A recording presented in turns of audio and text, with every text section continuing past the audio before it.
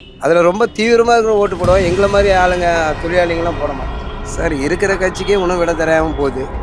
அவர் வந்து நடிகரில் எங்களுக்கு பிடிக்கும். அதனால் கட்சி ஆரம்பித்தா யாரும் ஓட்டு போட மாட்டாங்க. பால்வாடியில் காலங்காலத்தில் சாப்பாடு வர்றது இதே கிராம சைடில் ஒன்று இதுனா வரைக்கும் ஒன்றா அந்த ஒரே நாள் அறிவிச்சாங்க சார். விஜய்லாம் வந்து எங்களுக்கு அவர் நடிக்கிறது பிடிக்கும்.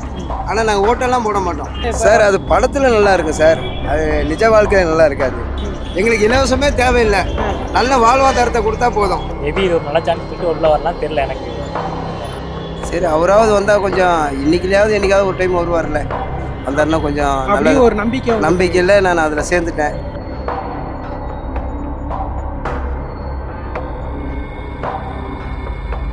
மீடியா மைன்ஸ் நேயர்களுக்கு வணக்கம். எளிய மக்களின் ஒரு குரலாக இன்று நாம் இன்னைக்கு பதிவு செய்ய போகிறோம். உங்ககிட்ட ஒரு கேள்வி தம்பி. இப்போ நடிகர் விஜய் கட்சி ஆரம்பிச்சிருக்கிறாரு, அவர் அரசியலுக்கு வாரங்கிறாரு. நீங்கள் அவருக்கு வாக்கு செலுத்துவீங்களா? சார், இருக்கிற கட்சிக்கே உணவு விட தராமல் போகுது. அவர் வந்து நடிகரில் எங்களுக்கு பிடிக்கும். ஆனால் கட்சி ஆரம்பித்தா யாரும் ஓட்டு போட மாட்டாங்க.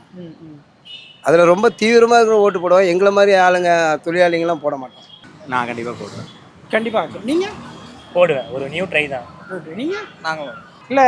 இப்போ விஜய் வந்து ஒரு நடிகர், ஒரு புகழ்பெற்ற படங்கள் நடிச்சிருக்காரு. படங்கள் எல்லாத்திலையுமே, திரைப்படங்கள் எல்லாமே தட்டி கேட்குற அளவிற்கு கருத்துங்களாம் சொல்லியிருக்கிறாரு. அப்போ அவர் ஆட்சிக்கு வந்தால் இது நல்லது நடக்கும்னு படத்தில் நல்லா இருக்கும் சார். அது நிஜ வாழ்க்கையில் நல்லா இருக்காது. யாரும் விரும்ப மாட்டாங்க.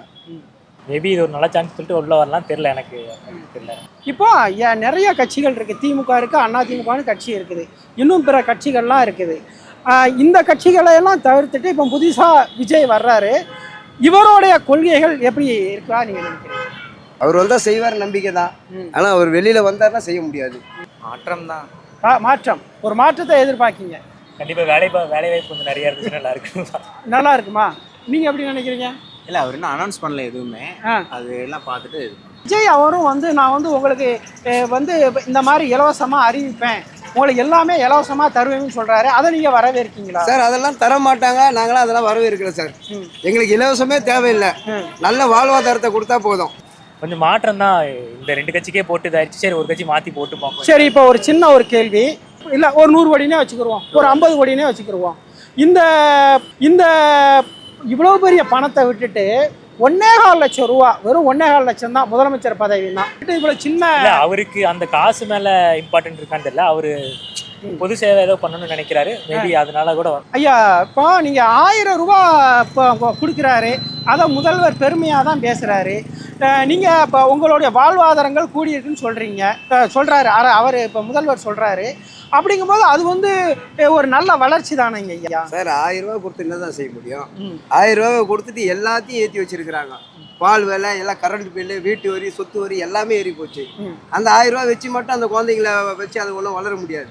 பால்வாடியில் காலங்காலத்தில் சாப்பாடு வர்றது இதே கிராம சைடில் ஒன்று இதுனா வரைக்கும் ஒன்றா அந்த ஒரே நாள் அறிவிச்சாங்க. இதுதான் நடைமுறை இப்போதைக்கு நடக்குது. சார், அவரு பேசுவார் சார். நாங்களாம் வந்து அதை ஏற்றுக்கலையே.